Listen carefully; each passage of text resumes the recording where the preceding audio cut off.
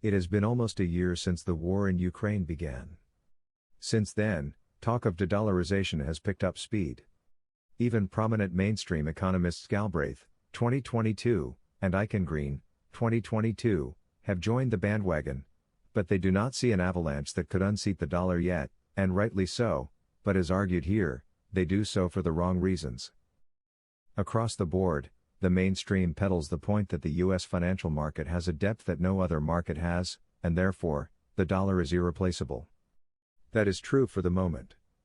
Where else can financial wealth be placed safely, traded and cashed in quickly other than the U.S. market? I emphasize the word safely because such a market was not safe for confiscated Russian assets, and it is proving to be unsafe for any would-be customer whose politics do not align with U.S. imperial designs. Thus, the issue of depth and safety has subjective twists to them. More so, the occurrence of Russian asset seizure by Europe and the U.S. begs the question: the financial market is deep for whom? Money, it ought to be remembered, is a social convention. It serves a function as a medium of exchange/reserve, as well as a savings medium. Money is also an idea, a form, with an aura whose very allure is to reproduce the social conditions for the creation of more money, through credit of course. Like all conventions, money also holds by some form of consensus. Any currency has to be recognized as value, and it attains a status as a symbolic power by the knowledge people hold about it as both means of transaction and a social form. Of all the monies in circulation around the world, the dollar is unusual in the sense that it derives its legitimacy from the knowledge that the dollar is secure from many people of different nationalities around the globe. The dollar and dollar instruments, like treasuries and bonds, are assumed risk-free. Pension funds, for instance, which insure against old age poverty, scramble to lodge in dollar assets that are set to grow and not lose but gain much value over time. People acknowledge that the dollar is a universal medium of exchange and savings, and such acknowledgement is the source of the power of the dollar. However, such common knowledge, which is the substance of dollar power, must also be constantly produced and reproduced. For that, there are theories that fit the bill. For instance, instead of theorizing that money depends on real production capabilities, fiat money is said to depend on a capitalism of futurity and a tradability of debt. Although the U.S. accounts for less than 20% of world output, production's worth, faith in the depth of its financial market and its credibility in the future as a state account for it covering the credit necessary for much of global transactions and savings. Still, theories are pretty much ideological tools that show or hide some desired aspects of reality in order to serve the interests of different social groups. So, while it is true that the U.S. nominally holds less than 20% of global output, much of global output depends on the U.S. control of strategic resources and global choke points. These are delivered by the demonstrative power of its many military bases and its capacity to destruct its foes. As one can readily see, if the capacity to destruct and to infuse instability abroad are counted as production, then it is obvious that the U.S. accounts for much more in production than the merely 20% it registers in its national accounts as GDP. Such a megalithic process is the true substance of the knowledge that upholds the dollar as the world reserve currency. It is this knowledge, reproduced on a global scale by the capacity to destruct, which is the real reason for the deep knowledge that props up the deep U.S. financial market, as opposed to some hallucinatory moneyed economy whose debts are tradable, and it is the erosion of that capacity that is heralded by the rise of the multipolar world when Russia began its denazification of Ukraine campaign. Changing that power structure behind the depth of U.S. finance changes the acknowledgement that the U.S. dollar is the sole undisputed universal currency on account of the universal power of the U.S. How so? The resilience of Russia's economy. When the Central Bank of Russia announced it pegged its national currency to gold, just a month after the conflict erupted, many saw the move as a blow to the dollar status quo, especially for the EU bloc, which heavily relied on Russia for supplies of cheap LNG. For them, it was out of the question to pay for oil in rubles. "We will not be blackmailed by Russia to pay for gas in rubles," said Germany's finance minister, Robert Habeck. In March 2022, U.S. lawmakers introduced a bill to sanction Russian gold, and then the EU followed suit. By June 2022, the Group of Seven agreed to implement a full-scale ban on the Russian gold market, completely sanctioning Moscow from exporting gold. By placing an embargo on Russia's gold exports, freezing Russian assets, and blocking Russian banks from using SWIFT, the West believed it could pressure Moscow. These sanctions against Russia threw Russia out of the dollar loop and were de-dollarizing Russia. The West was partially de-dollarizing the world by imposing more sanctions. Even though the sanctions did weaken the ruble at first, it did not take too long for the currency to rebound since many of the commodities Russia produces such as gas, wheat, and fertilizers are priced in the ruble. In the span of 10 months, the ruble went from a volatile position in March to a stable currency by September. The ruble still stands stronger than pre-war levels, and as Russia keeps carrying out trade activities with third countries via new monetary channels, the situation of the ruble only serves to forecast that the crisis in Europe will exacerbate further and further. If anything, the fact that Russia still manages despite the sanctions proves that there is more to production estimated in dollar GDP to measure the real worth of an economy and its currency. It has become apparent that the commodity control-based standard of the dollar equally applies to the ruble, which accounts for significant shares of wheat and oil. Furthermore, Russia's new Mir payment system, which parallels SWIFT and MasterCard, said that by the end of September it issued more than 161 cards worldwide. By November, Russia decided to take a step further and called on all state members of the BRICS Plus alliance to consider the possibility of establishing a single gold trade system. And just very recently, reports revealed that Russia was beginning to test international payments in digital currencies with companies. Unlike Iraq and Libya, and Venezuela, Russia is bigger and has proven resilient, especially with support from China. Getting at China.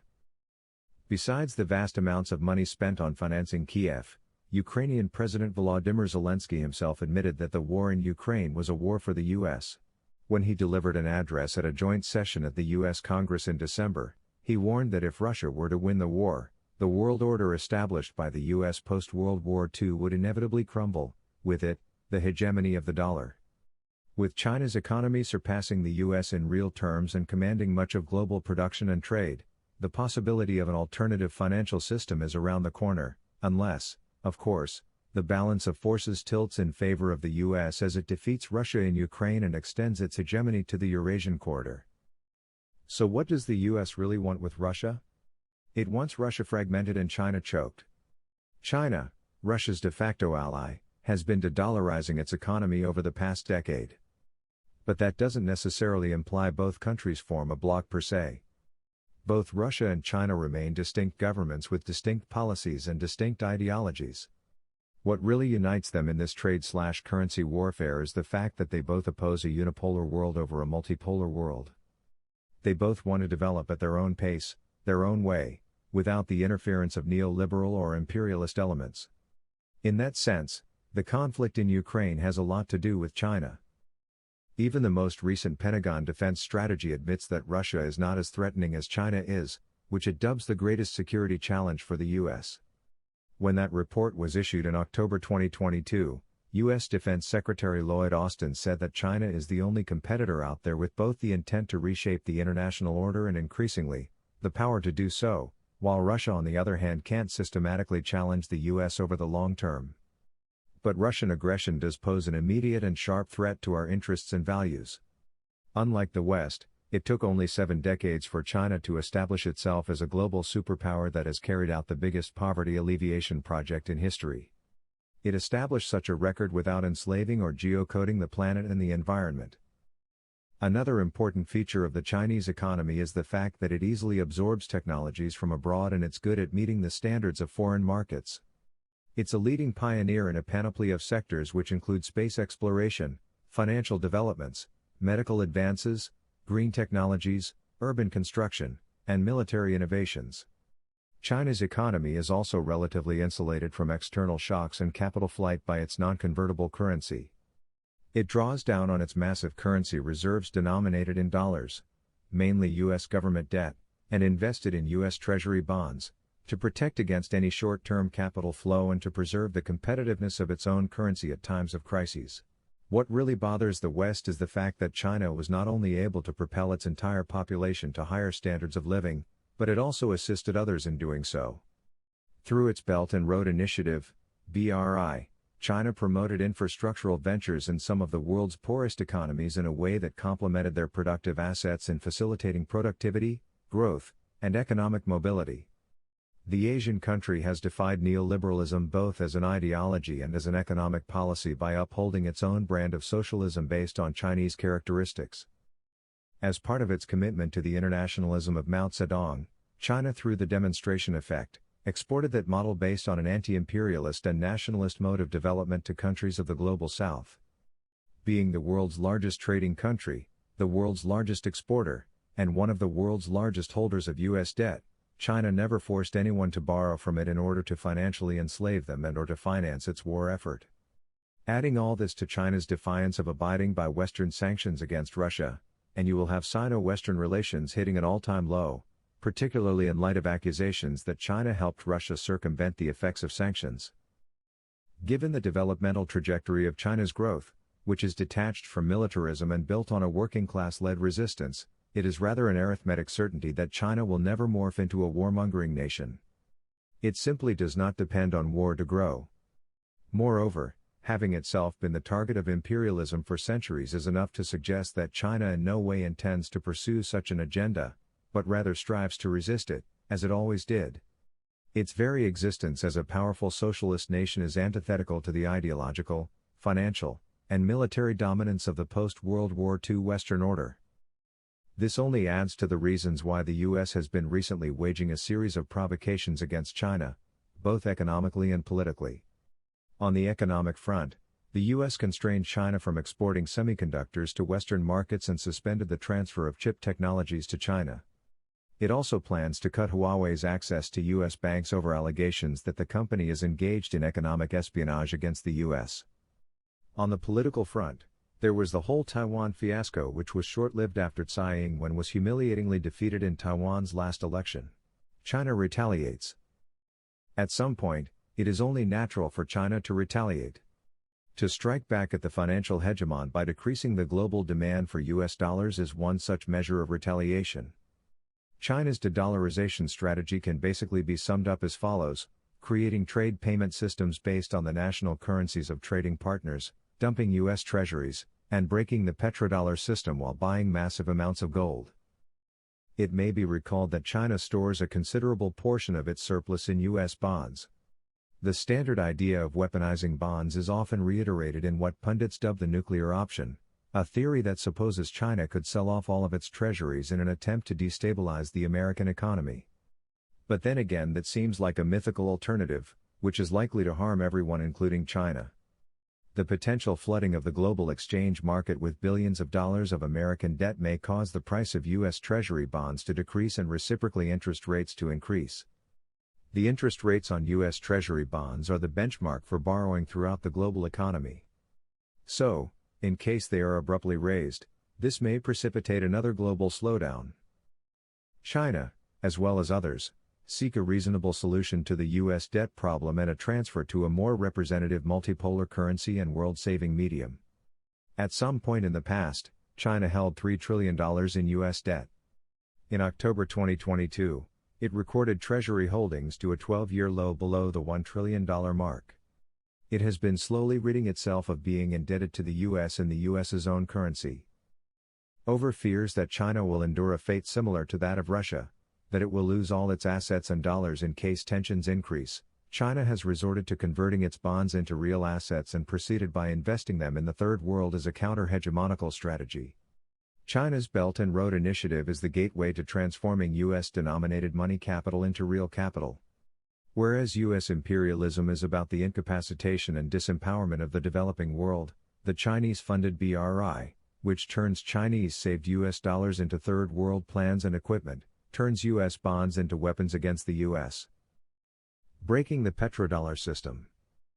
While reducing transactions in dollars diminishes global demand for the dollar, China and others with trade surpluses need to save in U.S. treasuries for lack of alternatives. Analytically, an alternative to the U.S. savings instruments from a multi-currency saving bond is not difficult to envisage. In fact, that is what John Maynard Keynes proposed at Bretton Woods in 1944, but the proposal was declined by the U.S. The alternative multinational savings instrument would come as a natural outcome of shifting the balance of forces globally, especially as the principal strategic commodity, oil, becomes denominated in currencies other than dollars. Xi's recent visit to Saudi Arabia is one step towards provisioning an alternative oil payment system. The visit amounted to a diplomatic offensive and was hailed as a landmark event on the strengthening of Sino-Arab ties as on December 20, 2022, the Chinese head of state attended the first-ever China-Arab State Summit and delivered a key speech underscoring the importance of carrying forward the spirit of China-Arab friendship featuring solidarity and mutual assistance, equality and mutual benefit, inclusiveness and mutual learning, and jointly building a China-Arab community with a shared future in the new era. The move is clearly aimed at disrupting the petrodollar system, which has for the past 50 years upheld the US dollar as the sole currency to purchase oil. As is already known, the dollar-priced oil system is what redeemed the departure of the US from the gold standard in 1971.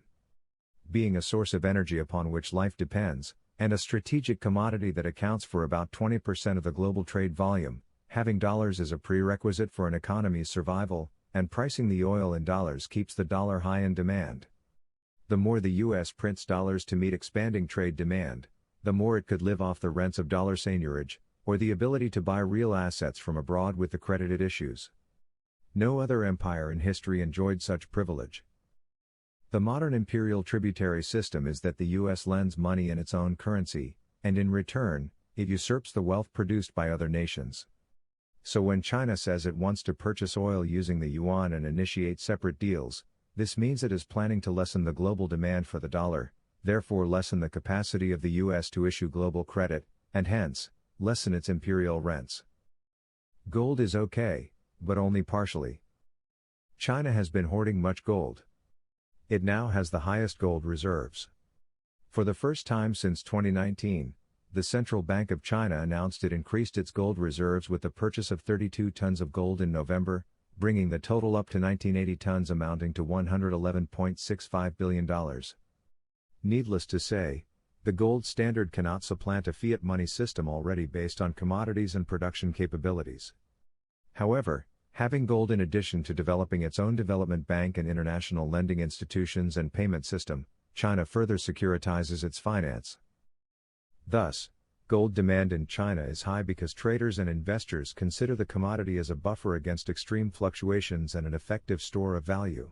The Chinese government monitors carefully the amount of gold that is brought in and out of the country.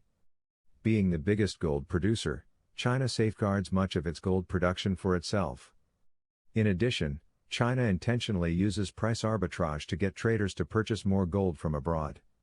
Most of that gold was purchased from the West, particularly the UK and the US, where gold is traded at a cheaper price. However, gold primacy alone is insufficient to create the acknowledgement of depth similar to that enjoyed by the US market.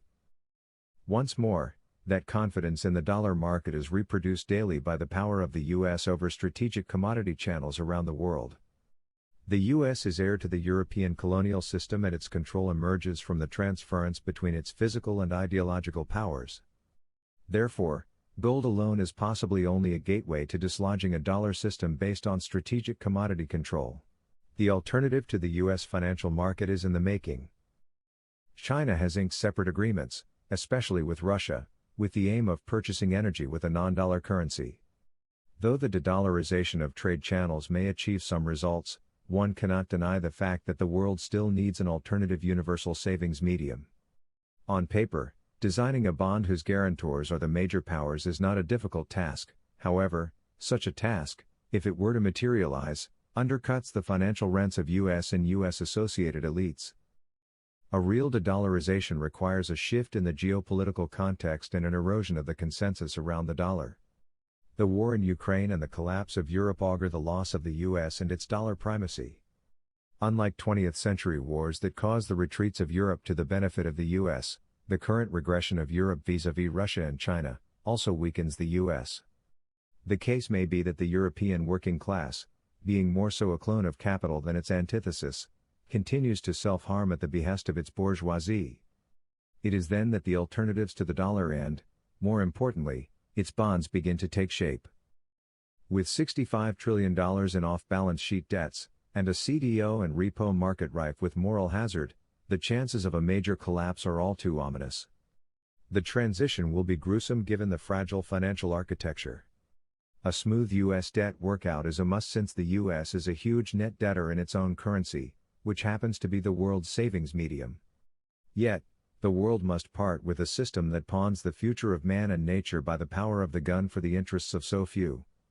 China and Russia have taken the bold decision to de-dollarize, to definancialize wars and pollution, and such must be the alternative for humanity.